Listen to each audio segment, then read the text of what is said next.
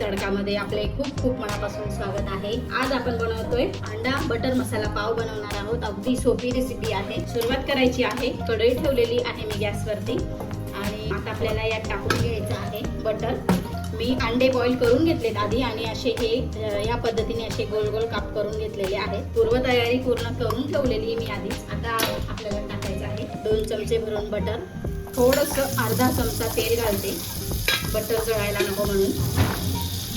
Butter गरम झालंय। आता आपल्याला यात टाकून घ्यायची आहे मिरची घालायची आहे। तुम्ही तुमच्या अंदाजानुसार मिरची घालू शकता। आता आपल्याला यात टाकून घ्यायचा आहे कांदा।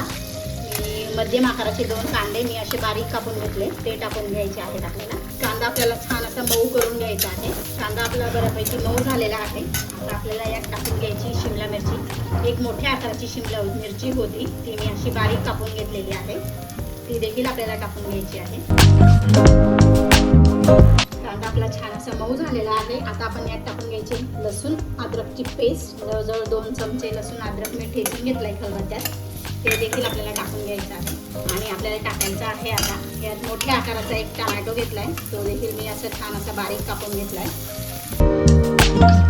बटर टाकल्याने छान असा फ्लेवर येतो आणि अंडा मसाल्याला छान असं खूप छान असा टेस्टी बनतो हा अंडा मसाला। आता आपल्याला टाकून घ्यायचं चवीनुसार मीठ।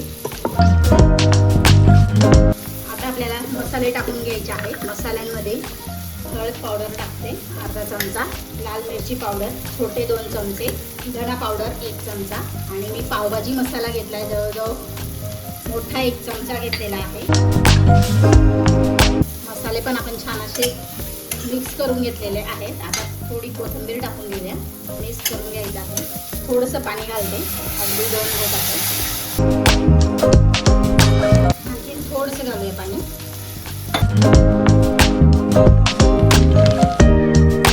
कांदा टोमॅटो छान असा परतून झालेला आहे, बघू शकता तुम्ही। आपण ही कापलेली अंडी टाकून घ्यायची आहे, मिक्स करून घेऊया।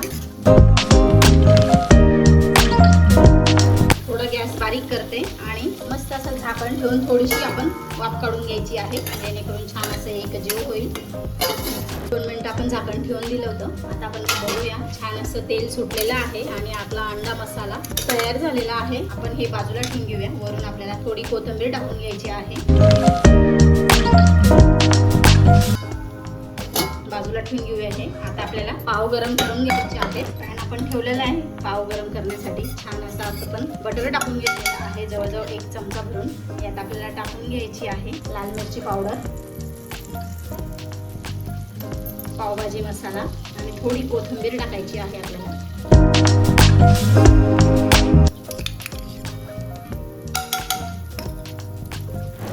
आता आपल्याला यात पाव टाकून घ्यायचा आहे। पाव आपल्याला छान असं गरम करून घ्यायचं आहे। वरून आपण थोडं बटर लावून घेऊया, थोडा पावभाजी मसाला। या पद्धतीने मी हे सर्व पाव असे गरम करून घेते छान।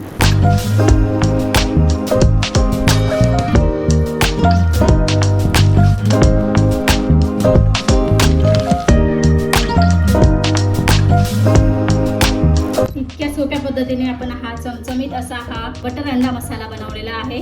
तुम्ही एकदा ही रेसिपी नक्की ट्राय करा। रेसिपी कशी वाटली कमेंट करून सांगायला विसरू नका। रेसिपी आवडली असेल तर लाईक करा, शेअर करा आणि सबस्क्राईब करायला विसरू नका। धन्यवाद।